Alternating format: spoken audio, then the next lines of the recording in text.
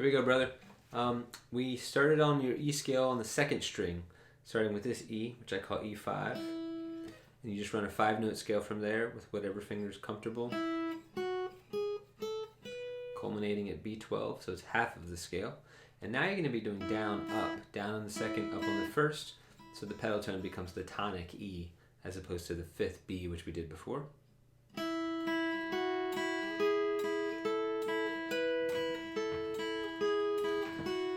And minor.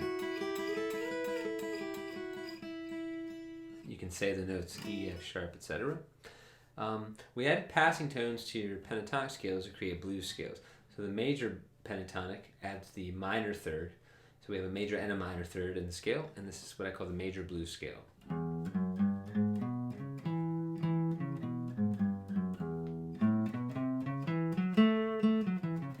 Etc.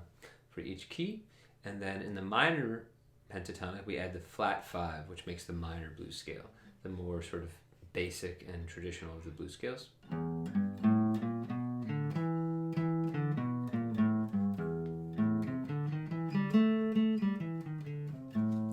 Etc. For the extended scales, we recognize that you can create compound scales by just sort of mixing together the two patterns that you've learned, or maybe there's 4 patterns you've learned. So if you start this low G, you can now go, why stop now? You know what this pattern looks like.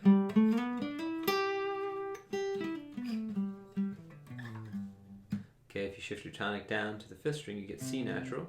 Do the same thing.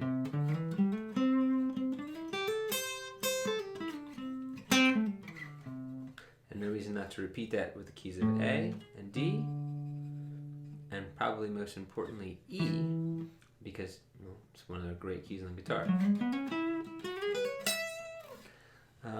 And then we did the intro to the weight, and so that looks like this. It's based on 2 parallel fourths.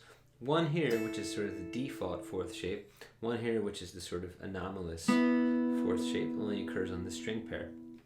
So 5-5, 4-5. And you start by breaking the notes up, hammering on, and then playing the top voice, like this. Oh, excuse me, it starts on this one. And those are grace note hammer-ons. They're not 8th notes. It's not.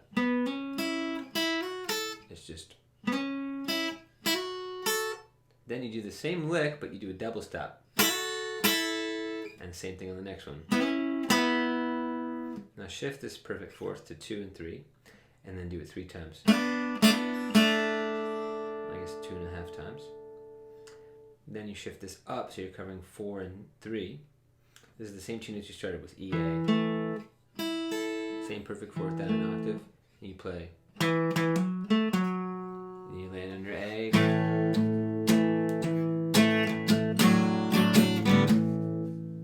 And you start your tune. So we put it all together like so.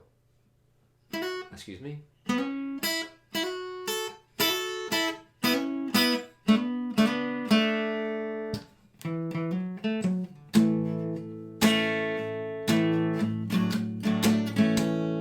Chorus, I gave you this pinky trick. With a pinky, you can add the 6th by dropping your pinky onto the D chord. Create a 6 by dropping your pinky onto the G string. That's kind of the blues sound. 5-6 pattern. And if you extend it now to the D string, you get the 3rd. So in the chorus, I go.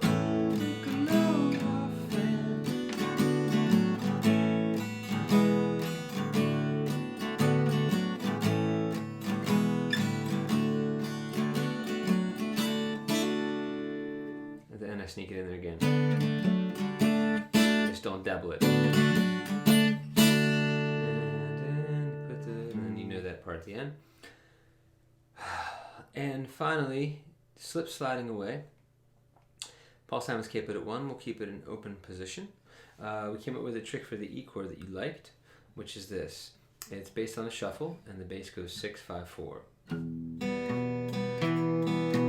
6-5-4-5.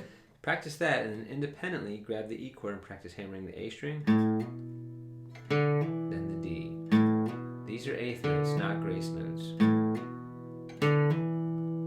So in context, it sounds something like this.